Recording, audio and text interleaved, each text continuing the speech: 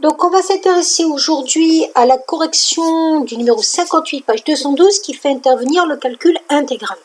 Donc, vous avez une fonction grand f de x qui est définie sous la forme de l'intégrale de 0 à x, une fonction. Concrètement, on est en train de vous dire que grand f de x est une primitive de la fonction qui a t associe t carré cos t dt. Ça, c'est quelque chose que vous devez savoir. Donc, si grand f de x est une primitive, ça veut dire que quand vous allez dériver grand f de x, vous allez donc tomber sur x carré cos x. Donc ça, c'est assez facile si vous vous rappelez cette histoire de primitive définie à partir d'une intégrale.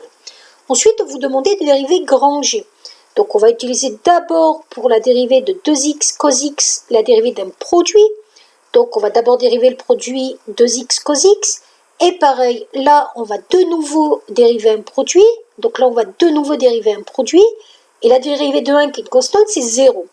Un produit, la formule, c'est u'v plus v'u. Donc dérivée de 2x, 2 fois cos x. Puis dérivée de cos x, c'est moins sinus x fois 2x. Pareil pour ce produit-là. Dérivée de x au carré moins 2, c'est 2x, donc fois sinus x. Plus dérivée de sinus x cos x fois x au carré moins 2. Et là, vous voyez que tout se simplifie, il reste x carré cos x. Donc, en gros, vous venez de voir que la dérivée de grand F et la dérivée de grand G sont les mêmes. Ça veut dire que grand F moins grand G est égal à une constante. En gros, on le savait puisque ce sont deux primitives d'une fonction identique, elles diffèrent donc d'une constante. Comment vous allez trouver la constante? D'une façon assez simple.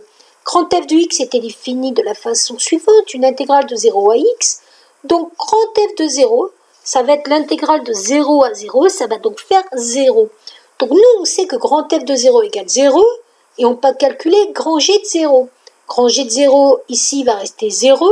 Sinus 0, il va rester 0, donc grand g de 0 égale 1.